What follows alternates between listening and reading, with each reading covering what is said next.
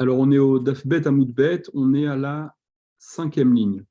Donc, vous vous souvenez, on avait conclu en rapportant ce que Rav Papa disait, à savoir que au sujet des Avot Nezikin, donc au sujet de ceux qui, les Mazikim, ceux qui causent les dégâts, ceux qui ont ce statut de Nezek, de Mazikim, qui causent le dégât, de dégâts chefs de rubrique, comme on les avait appelés, concernant leur toladot, concernant leurs dérivés, certains sont soumis au même régime et d'autres ne le sont pas. C'est ce que disait Rav Papa. C'est-à-dire qu'on avait rapporté que le terme de Avot, il implique, ou il signifie qu'il y a également des toladot. Le terme de Avot, Avot, c'est-à-dire les pères, ça implique qu'il y a des descendants, des dérivés.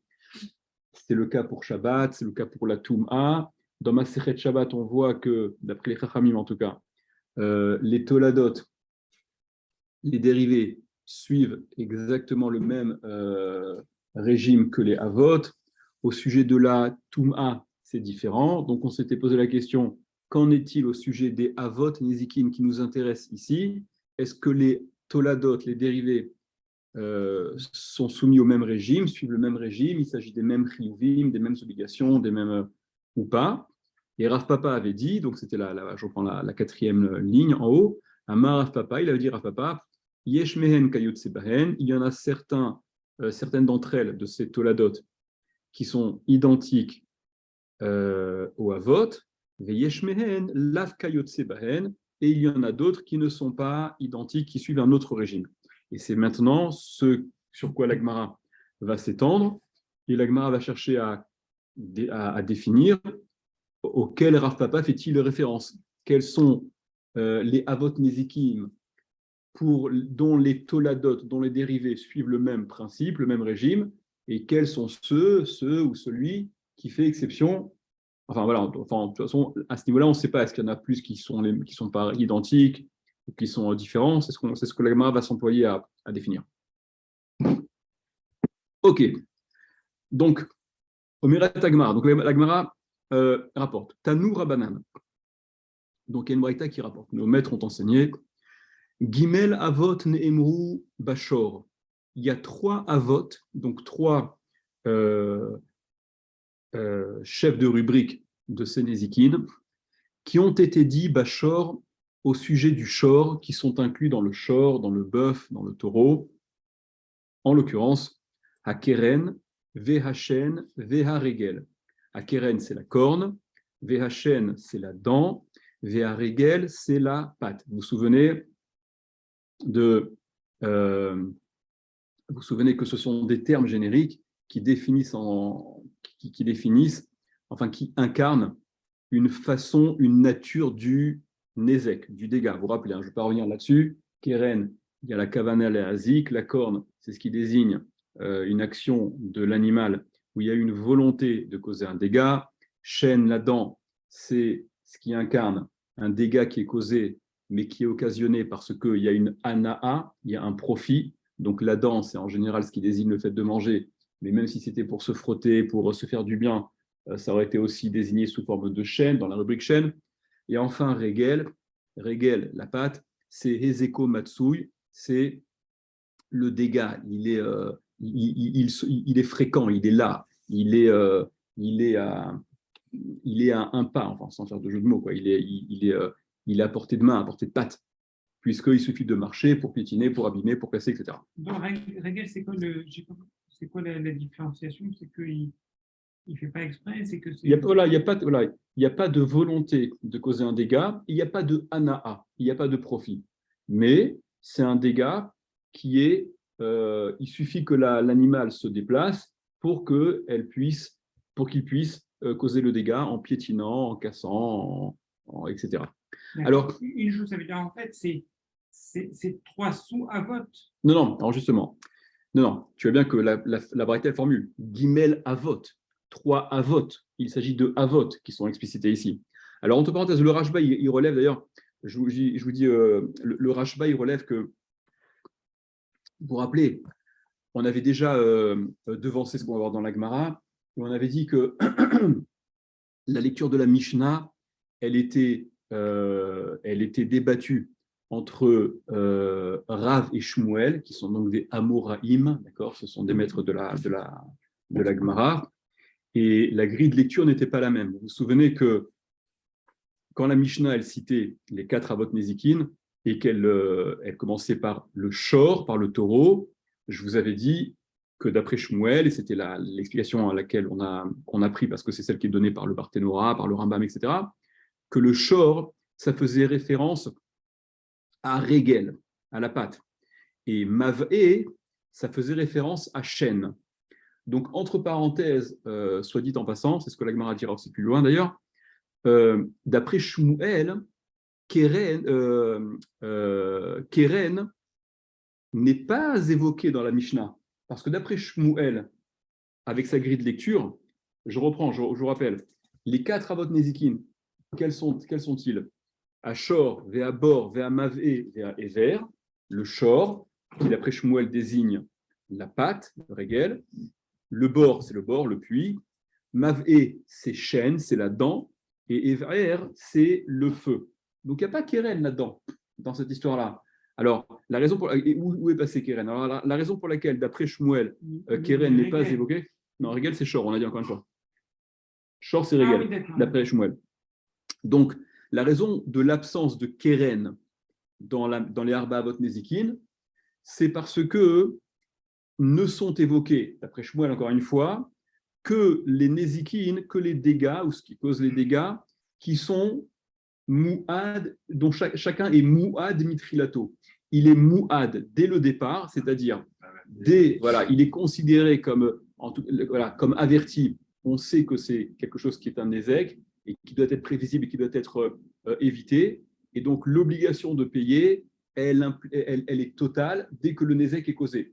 Alors que Keren, comme on l'avait dit, on en avait parlé, la corne, donc l'attitude de l'animal qui se révèle comme étant agressif, mais de façon imprévisible, lorsque cet animal-là, qui n'était pas censé agresser, encorner, il avait un statut de tam, l'obligation de réparation du dégât ne s'élève qu'à la moitié du nézek. Il n'y a que, vous vous rappelez ou pas, c'était les psukim dans la Torah, Vechatsu et Kaspo, ils partageront la valeur de l'animal qui a été qui a été vendu, qui a endommagé, et même le mort, l'animal mort, ils partageront. Là-bas, il est question de Khatsi Nezek, même s'il faudra un petit peu préciser comment on arrive à cette interprétation du pasouk. Mais en tout cas, le tam, l'animal tam, c'est-à-dire l'animal qui est censé être un animal gentil, pas agressif, si, et étonnamment, il encorne, il a cette attitude agressive, il ne paiera que Khatsi Nezek, la moitié du Nezek, la moitié du dégât. Et si cette attitude-là, elle est répétée une fois, deux fois, trois fois, il bascule dans la catégorie Mouad, et donc là, il paiera la totalité du Nezek. C'est pour ça que Keren n'a pas été enseigné, encore une fois d'après Shmuel, dans ces 4 Avot Nezikin, parce que Keren est de nature différente. Il commence dans un premier temps à être Tam, et ça n'est qu'après, éventuellement, qu'il devient Mouad. Et puis après, vous comprenez bien, ça sera l'objet d'une Mishnah aussi. Il y a certains animaux qui, dès le départ, sont considérés comme Mouad. Une panthère, un serpent, on n'attend pas qu'ils aient attaqué 3 fois pour dire « Ah, ils sont devenus Mouad ». Ceux-là, ils sont Mouad dès le départ, ce qui s'entend, d'accord, c'est propre à la nature de chaque animal.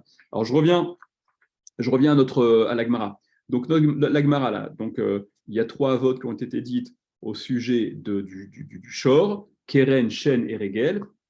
Keren n'apparaît pas dans la Mishnah d'après Shmuel. Donc, le Rashba écrit, je vous lis le Rashba. Le Rashba, il dit que, je le dis oralement, d'après le Rashba, cette braïta-là ne porte pas sur le Shor qui est évoqué dans la Mishnah, ne porte pas sur le Shor qui est évoqué dans la Mishnah, puisque le Shor évoqué dans la Mishnah désigne, en tout cas d'après Shmuel, Regel. Donc, dit le Rashba, cette braïta, elle ne porte pas sur le Shor qui est évoqué dans la Mishnah d'après Shmuel, qui lui explique que le Shor de la Mishnah, ça n'est que Regel. Okay, seulement, ça porte sur la braïta, elle parle du Shor qui est évoqué dans le Passouk.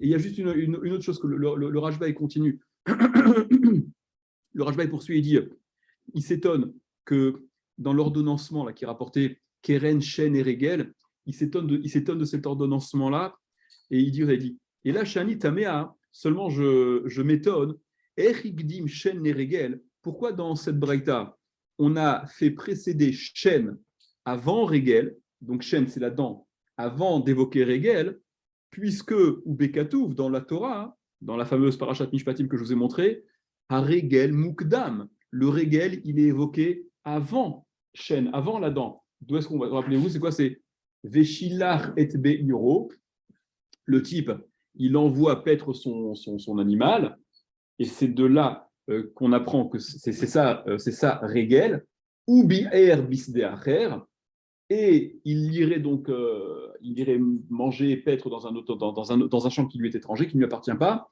et ça c'est Shen.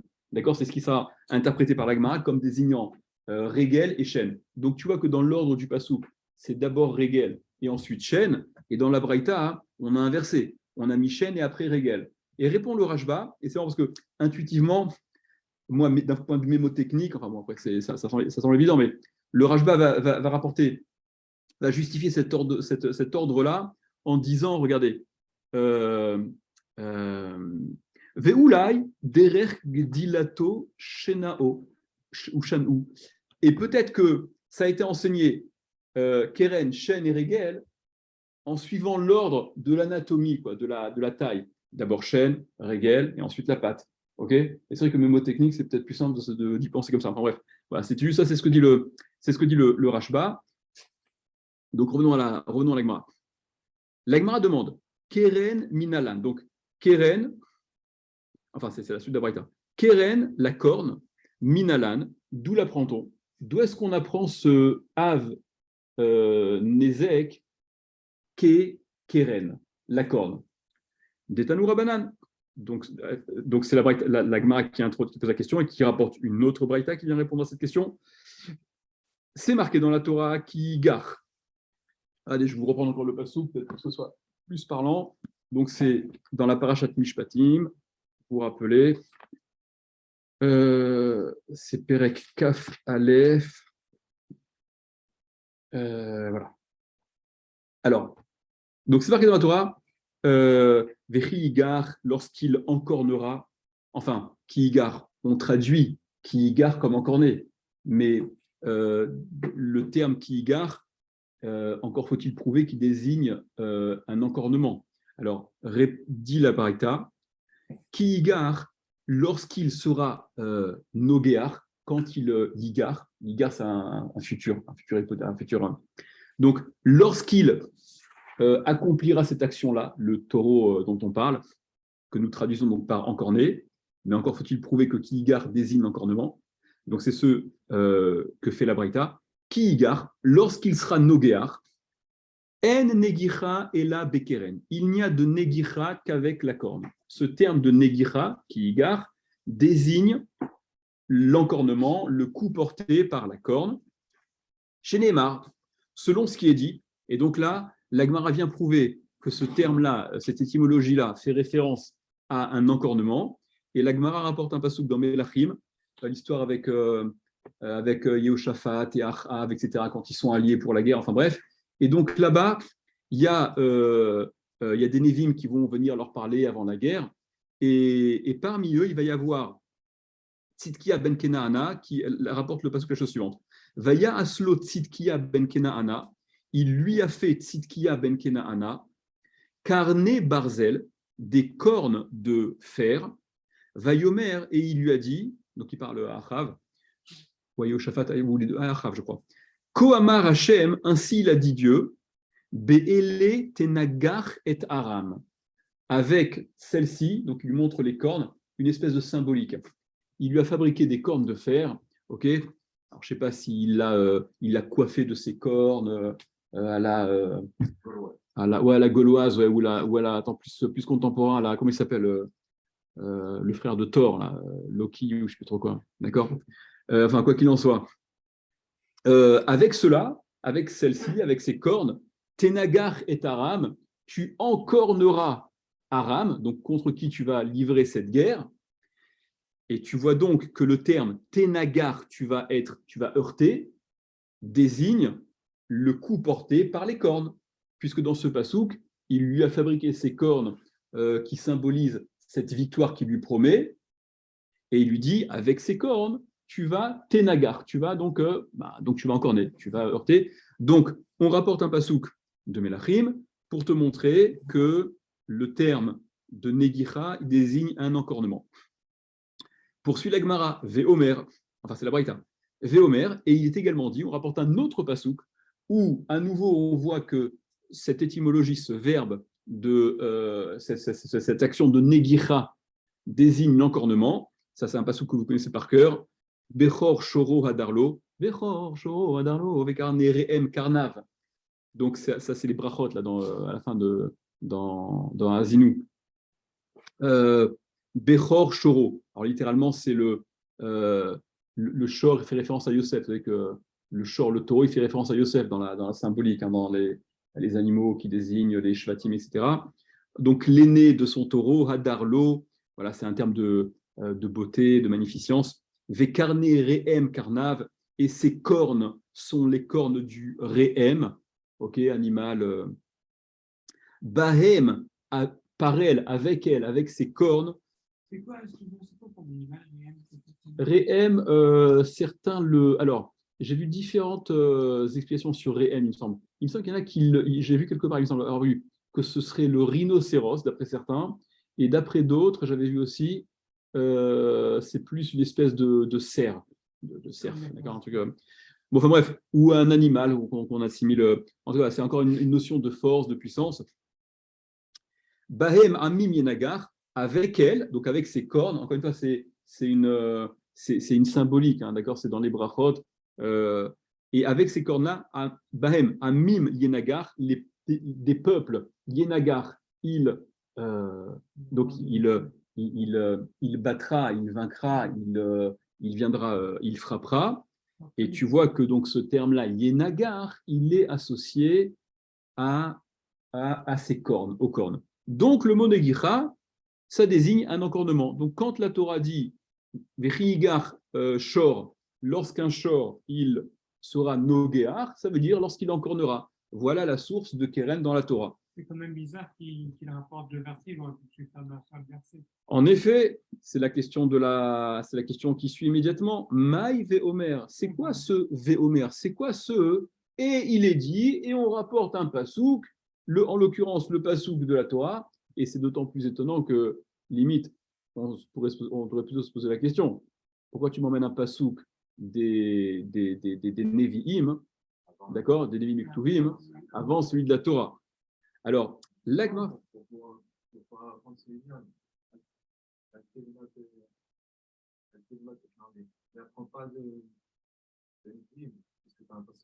En effet, donc alors évite celui des Nevim, Bichlal.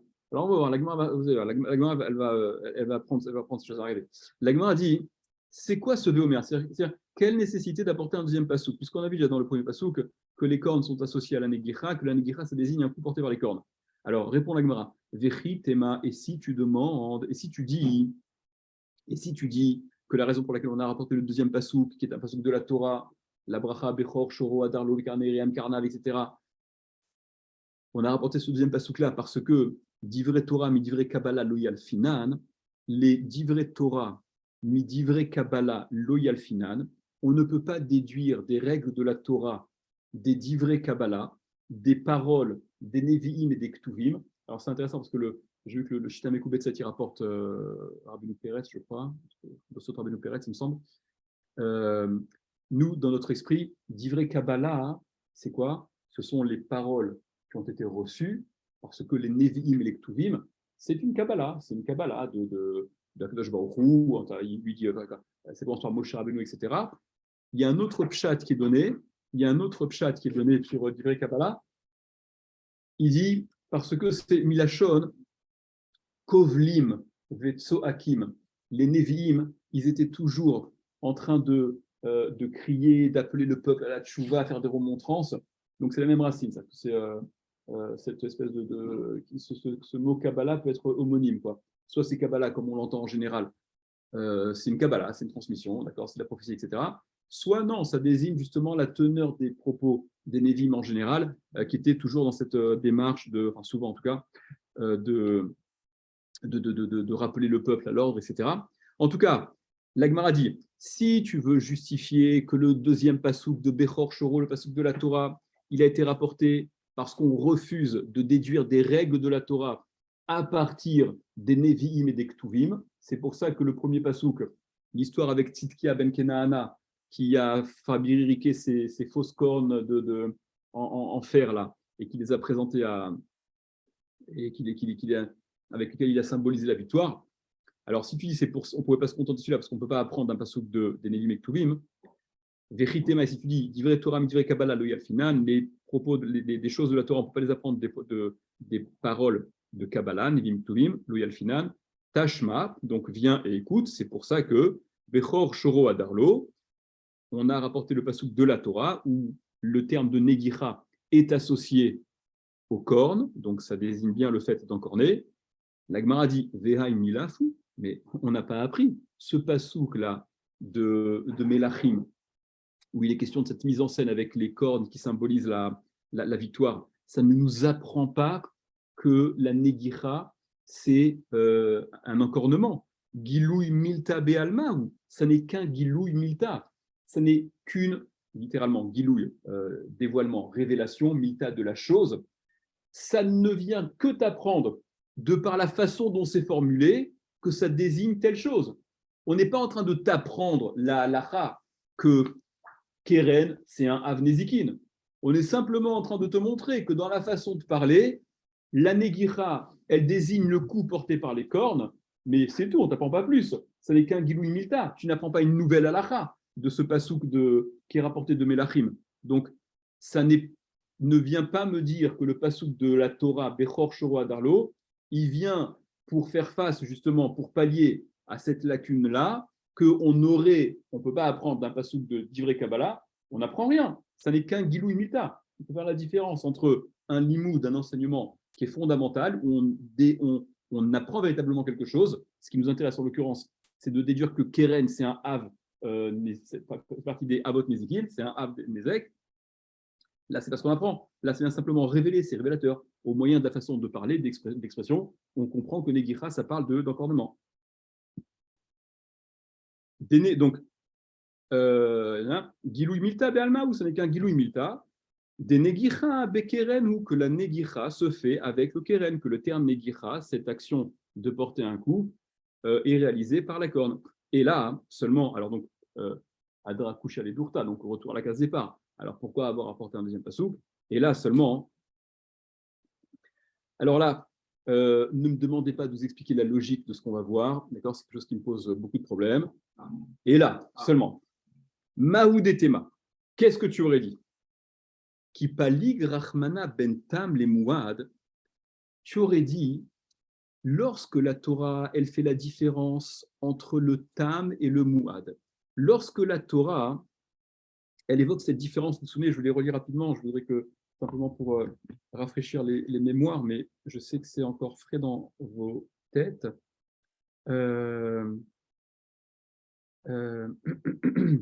Regardez, pour rappeler que la paracha qui introduisait cette histoire de Negicha, lorsque un shor encornerait, V'chigar shor et ish, o et isha va mettre, et lorsque le shor, un taureau, encornerait donc un homme ou une femme, etc., il devrait être lapidé, celui-là. Maintenant, si Veim shor nagahu, s'il s'avère que c'est un shor qui était encorneur déjà depuis la veille, l'avant-veille, Wad Biv Alav, qui a donc ce statut de Mouad, le propriétaire avait été averti que son shor a encorné une fois, deux fois, trois fois. Donc, le chiyuv, l'obligation de payer si jamais un ézec s'ensuit, elle porte sur la totalité de la somme. On viendra aussi là-dessus, hein, sur des. Il y a malgré tout des mesures qui sont données, on verra par la suite. Voilà.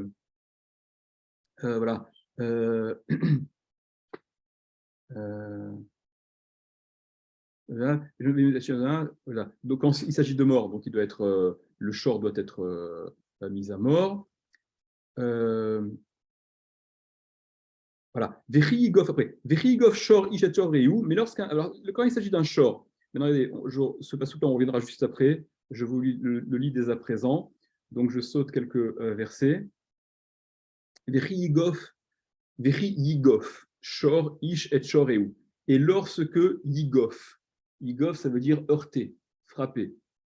Shor ish, le shor d'un homme, et shor reu, le shor d'un autre homme, d'une autre personne, va mettre et qu'il mourrait, donc le shor qui a été heurté par l'autre, le taureau qui a été heurté par l'autre taureau, ou mahou et ashor achai, ils vendront le shor vivant, celui qui a causé le dégât, qui a tué l'autre taureau, vechatsu et kaspo, et excusez-moi, c'est de là que j'aurais dû vous commencer en fait. Hein, les trucs que je vous ai rapportés avant, oubliez-les pour l'instant parce que là-bas, ils évoquaient le cas de quand il s'agissait d'un homme qui était encorné.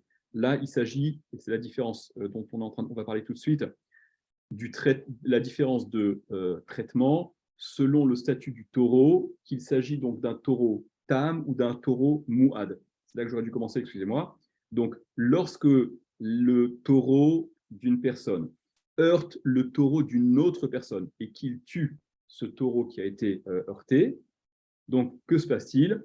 Ils vendent le taureau vivant, ils partagent sa valeur, Vegam et Amet et même le mort, ils partageront la valeur de la dépouille.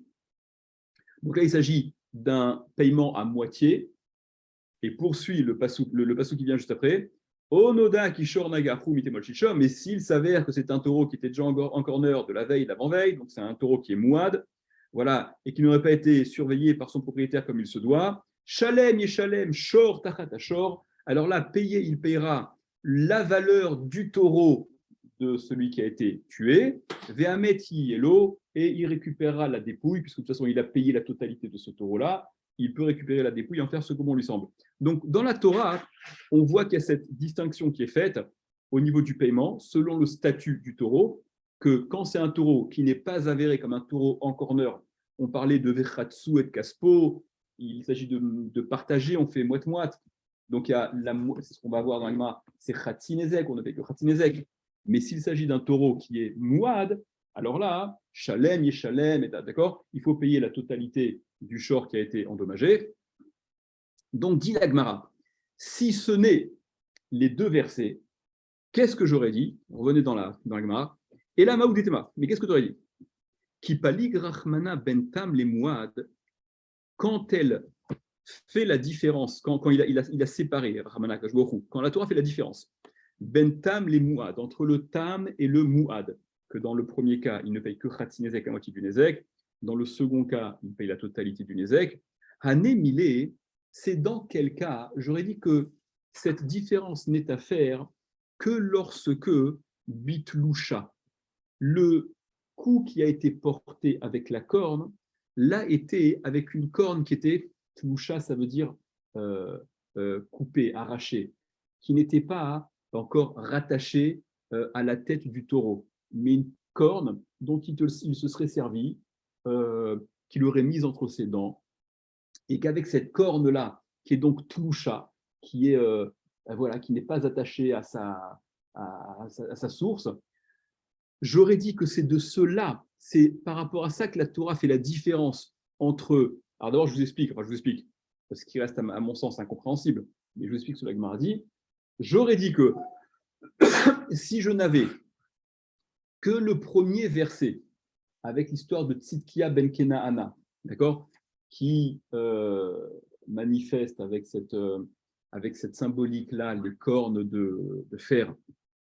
Alors j'aurais dit, là il s'agit de cornes d'un outil, des cornes détachées, ce n'est pas les cornes qui sont encore attachées à l'animal.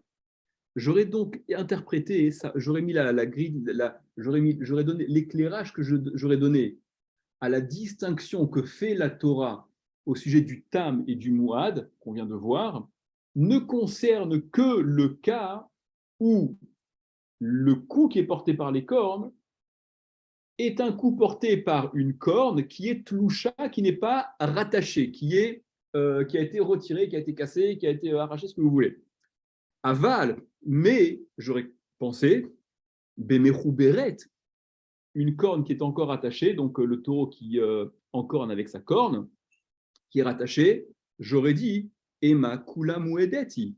Elle est tout à fait c'est mouad dès le départ.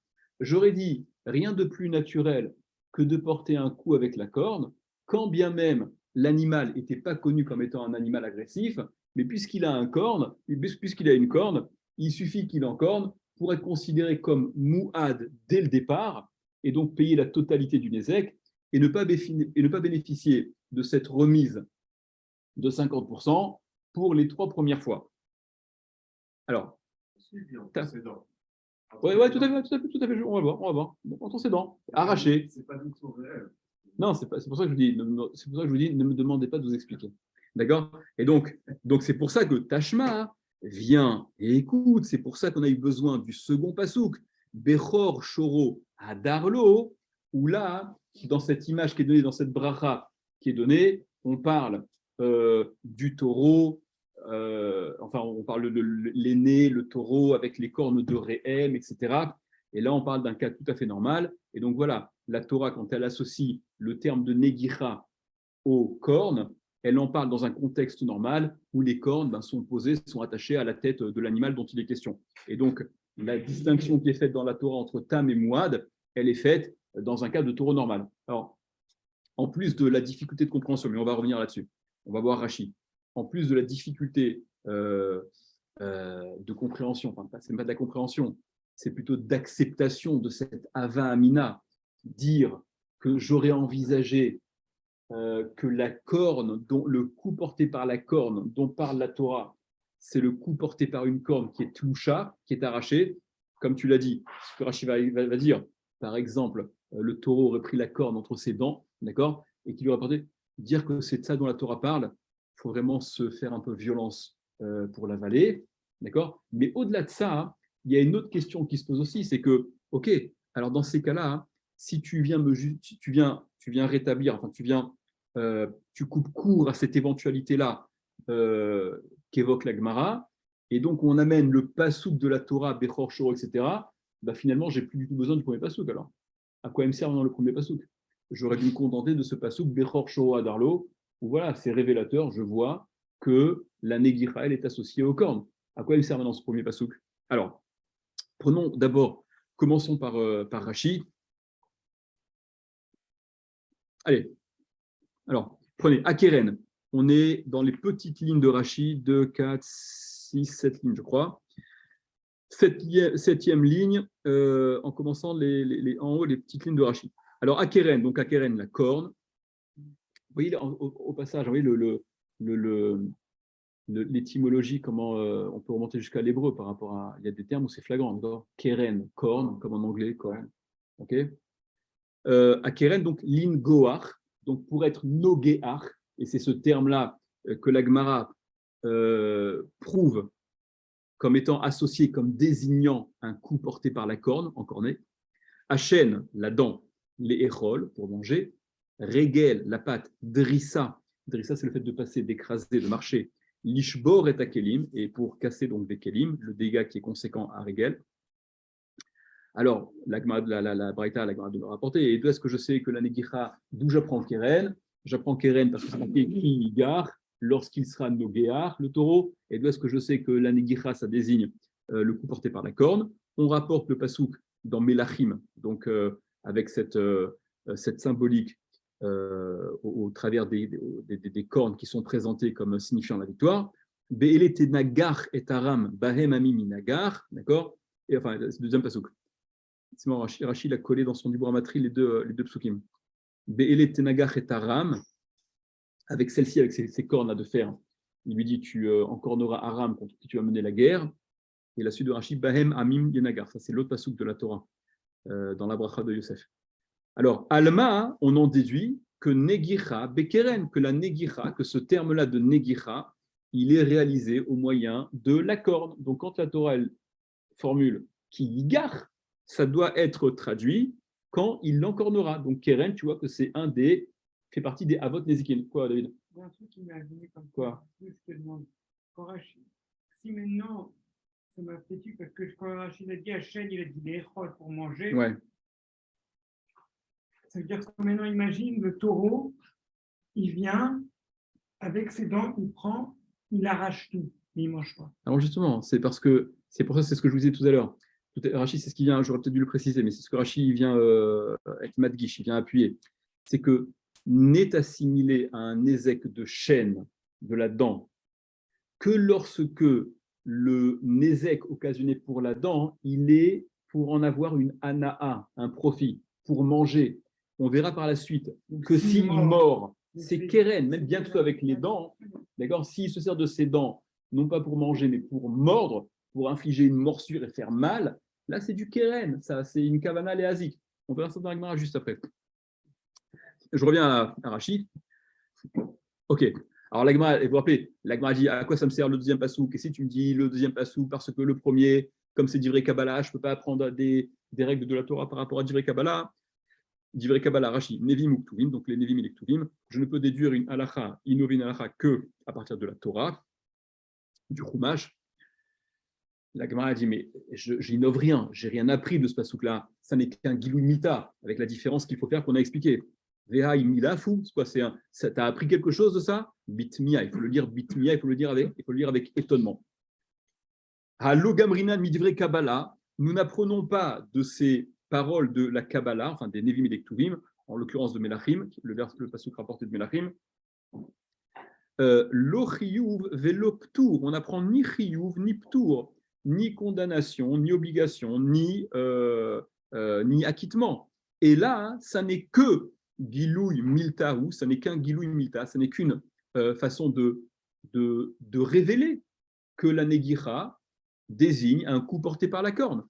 Dechol echidirtiv Negira, Bekerenu, qu'à chaque fois c'est marqué Negira, c'est avec la corne dont il est question, c'est de la corne dont il est question. Et là, donc Aïma disait non. Alors pourquoi j'ai besoin du deuxième pasouk? Parce que sinon, j'aurais eu cette avamina, j'aurais envisagé cette chose qui nous semble très étrange. Je lis Rashi. Et là, seulement. Alors, attachez vos ceintures, écoutez bien. Les achit starir, c'est pour cela qu'il était nécessaire, ve Omer. Et donc, la Gemara dit des ma ou des thémas, qu'est-ce que tu aurais dit? Qu'est-ce que tu aurais fait comme erreur si tu n'avais rapporté que le premier pasouk? Qui Chilek Rachmana ben Tamal et Mouedet, tu aurais dit la chose suivante, que lorsque la Torah fait la différence entre le régime de la corne Tama, c'est-à-dire le animal, le shor, qui pour la première fois de sa vie, ou la deuxième fois, ou la troisième fois, c'est pas un taureau en corner, il porte un coup alors qu'il est tam, il est innocent, il est gentil jusqu'à présent, et c'est là-dessus que donc c'est la différence que la Torah fait entre Khatzinezek et Nezek Shalem, la moitié du dégât à payer ou la totalité du dégât à payer. J'aurais dit que cette distinction que la Torah fait, ça naît donc des béchor, qui chilek armana ben tamal et moedet, des béchor tam, du shortam, ktiv, parce qu'au sujet du shortam, ktiv, il est écrit vechatsu et kaspo, c'est les psukim que je vous ai lus juste avant, vous vous souvenez, vechatsu et kaspo, on partagera sa valeur, des lomeshalem et la chatzinezek, qui nous apprend donc qu'il ne paye, le propriétaire, que chatzinezek, que la moitié du nezek, ou bemouad, alors que dans le shor mouad, celui qui est donc tamponné comme étant en corner, Ktiv, c'est écrit Shalem Yeshalem Shor Tachatashor, payé, il payera un taureau à la place du taureau qui a été encore né, donc la totalité.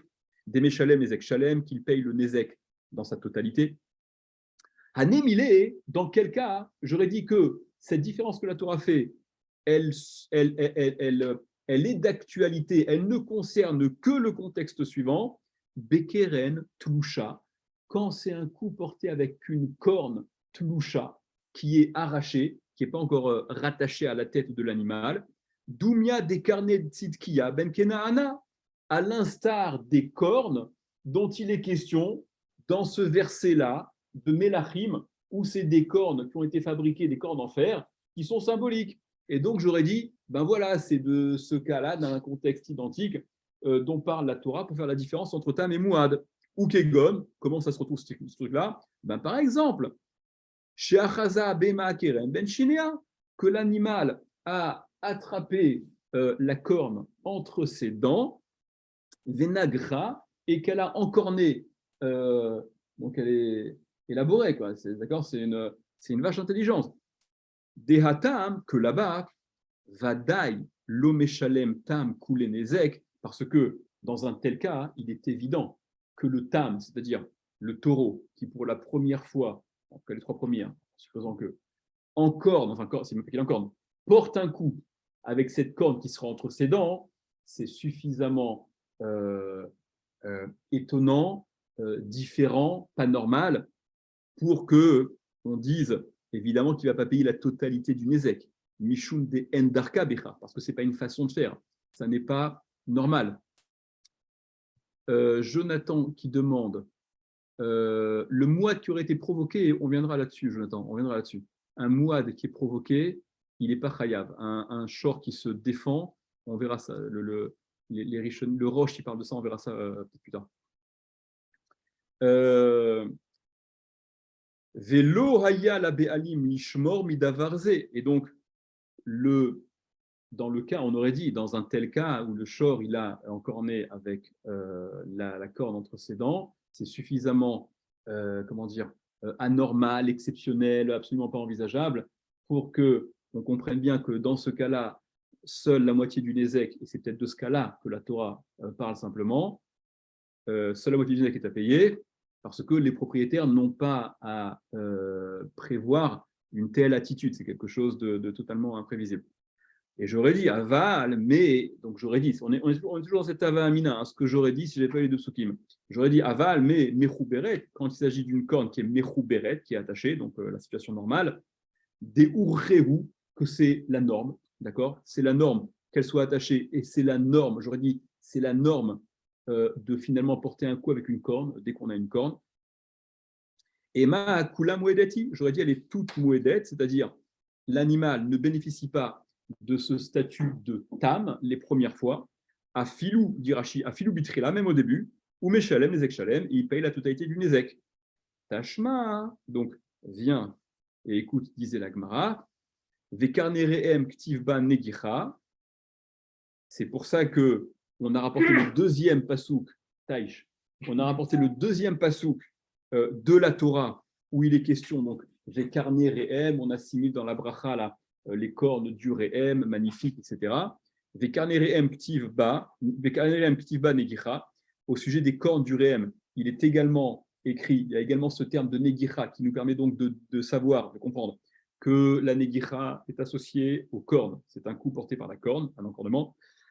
Alma, donc on en déduit, que même quand la corne est attachée, même dans une situation normale, ça s'appelle aussi Negicha. La Negicha dont parle la Torah, ça n'est pas que lorsque la corne elle est toucha, ce n'est pas que lorsque la corne elle est arrachée, comme dans l'histoire de Tzidkia ben Kenaana, et qui nous aurait fait comprendre éventuellement que ce dont parle la Torah, c'est quand c'est un coup porté par une corne arrachée entre les dents de l'animal, par exemple.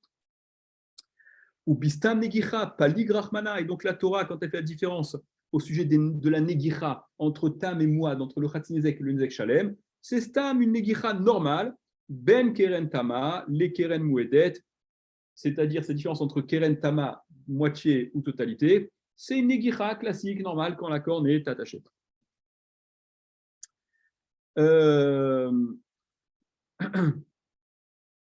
Ok.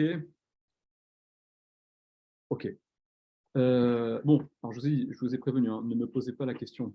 Comment est-ce qu'on aurait eu cette Ava Minala, comment est-ce qu'on aurait envisagé une telle chose? Ok. Attends, j'ai quand même vu un truc dans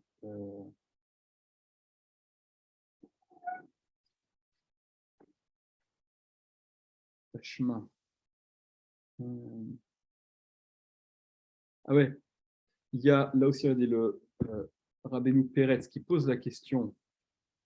Ouais, voilà. La question que je vous ai posée tout à l'heure, je vous ai dit, ok, mais puisque finalement ce deuxième verset-là, donc il s'avère nécessaire, d'après la Gemara, comme la Gemara le justifie, mais une fois qu'on a ce deuxième verset, a priori le premier, il ne sert plus à rien. Le verset de la Torah qui associe le terme de Negicha à un coup porté par la corne me permet de me passer de ce premier pasouk de Tzidkia ben Kenaana avec les cornes de fer là. À quoi il me sert finalement ce premier pasouk Bichla, à quoi il me sert? Allez, Rabbeinu Peretz il demande Vei caché Kevin dirtiv kra de Bechor Shoro, puisqu'il y a marqué le pasouk, puisqu'il est écrit, on rapporte le pasouk de Bechor Shoro, le pasouk de la Torah, d'accord? Où là on parle, l'image elle est normale, elle est normale, c'est une negicha portée par un animal dont les cornes sont attachées à sa tête. Lama tsarich odkra de tzidkiya. À quoi il me sert maintenant ce passouk de tzidkiya avec la symbolique des cornes de fer?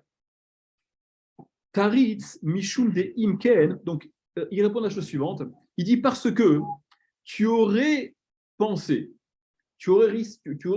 on aurait pu se tromper et comprendre sans le passouk de tzidkiya truc, qui mechayev rachmana, que lorsque la Torah elle rend chayav, hanemile, c'est dans quel cas?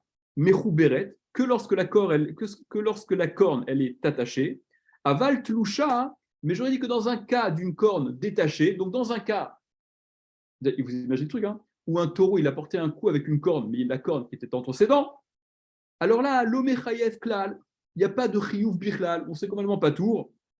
Les achis, c'est pour cela que Itztarich les Touyekra des Tzidkiya, qu'il a été nécessaire aussi de rapporter le passouk de Tzidkiya, où il est question d'une corne tloucha détachée, pour te dire que dans un tel cas, d'une corne détachée, dont l'animal se serait servi, il y a aussi Kratzinezek à payer. D'accord? C'est voilà, c'est très étrange. Une corne, ça peut être pas qu'une corne. Imagine, il prend un. Bien sûr, évidemment. Il prend un Bien bateau, sûr. Je te pose la même question. C'est tout à fait la même question. Il prend un truc dans sa gueule, dans sa bouche, d'accord? Non, on dit bouche que pour le cheval, je crois, non? Oh non, patte pour le cheval. Patte pour le cheval. Pour un animal, on dit gueule. Il y en a un pour lequel on dit peut-être bouche, je ne sais plus lequel. Et pour les animaux, on dit patte. Et pour le cheval, on parle des jambes. Je cheval, peu importe, c'était juste une petite. C'est très en rapport avec ce qu'on dit. Peu importe, ça ne change rien, bien sûr, évidemment. Que ce qu'il est entre les dents, que ce soit une corne ou une carotte ou un bâton, ça ne change rien. Le coup porté avec ce qu'il a entre les dents, on est dans le même trip, dans le même. Ouais, mais le birla, la avamina, à dire qu'on aurait pensé qu'il s'agit de ça, ça me semble très étrange. C'est pas dans le sens où ils veulent te dire, l'abdafka qu'il a un truc dans les dents, peut-être que s'il porte un coup avec ses dents, que peut-être que tu vas dire, bon, bah, la corne. Non. Il porte un coup avec ses dents, c'est un coup avec ses dents, c'est lui, c'est Keren, c'est pareil. Là, on parle vraiment. Pour le patron, tu te dis, attention, c'est Keren. Parce que et tu aurais pu penser que les cornes, non, excuse-moi, tu aurais pu penser que les cornes. Bon, mais tu feras de l'ordre, tu me diras après. Venez. Ok. Venons, continuons. L'agma, ok. Donc là, regardez, gardez le malach en tête, hein, la démarche de l'agma en tête. On est en train de déterminer, et on est parti pour un moment taille. On est parti pour rechercher, comprendre ce à quoi Rav Papa faisait allusion en disant que il y a certaines toladot qui suivent le régime des avot et d'autres non. Donc là, on commence à évoquer les avot. On s'est intéressé à Keren. On a dit ce qu'était Keren. Maintenant, on va passer à la tolada de Keren, au dérivé de Keren, pour voir s'il y a des raisons de faire une différence de régime ou pas, par rapport au Keren, qui est le Av Nezikin. Tolada de Keren, la tolada de Keren, Maïhi, quelle est-elle? Et là, donc David, je reviens sur ce que je t'ai dit tout à l'heure, c'est ce dont va parler l'Agmara. L'Agmara dit, voici quels sont les toladot, les dérivés de Keren. Negifa, Neshicha, Revitsa ou Be'ita. Negifa, c'est quoi Negifa? Qui goff, c'est heurté. D'accord? La racine, l'étymologie, gouf, le corps. Donc c'est un coup porté par le corps. Neshicha, un coup volontaire.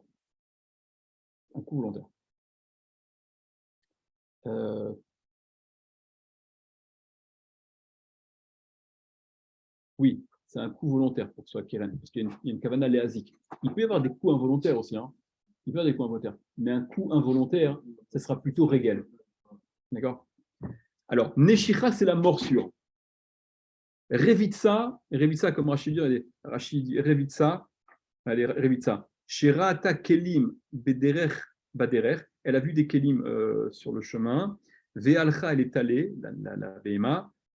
Veravtsa alehen, et elle s'est affaissée dessus, elle s'est accroupie, elle s'est assise dessus. Qu'aider les chavran pour les casser. Pour les casser. D'accord? Il y a le rachash, entre parenthèses, qui lui veut dire que quand bien même l'intention ne serait pas de casser, parce que quand Rashi te dit que Revitsa, voilà, donc la Gemara dit Revitsa, le fait d'aller s'écraser dessus pour casser, c'est une tolada de Keren, on comprend très bien. Oui, c'est une tolada de Keren parce qu'il y a une kavana léazik, il y a une volonté de causer un dégât. Le Rachash, il ramène ce qu'il dit par ailleurs, et il veut dire que même si la BMA est allée s'affaisser, s'accroupir sur ces objets sans avoir eu la volonté de les casser, ce sera aussi assimilé à Tolada de Keren, dans le sens où la démarche, elle est bizarre, et on verra cette notion d'association entre quelque chose de méchouné, de pas normal, à son affectation à la catégorie de Keren, où il y a donc un Khatsinezek. Il n'y a que la moitié du Nezek à payer. Et enfin, Be'ita, la dernière des quatre actions, comme étant Tolada de Keren. Be'ita, c'est la ruade, quand elle a donné un coup avec ses pattes. Voici donc quels sont les Toladot de Keren, Negifa, Neshicha, Revitsa, Be'ita. On continue.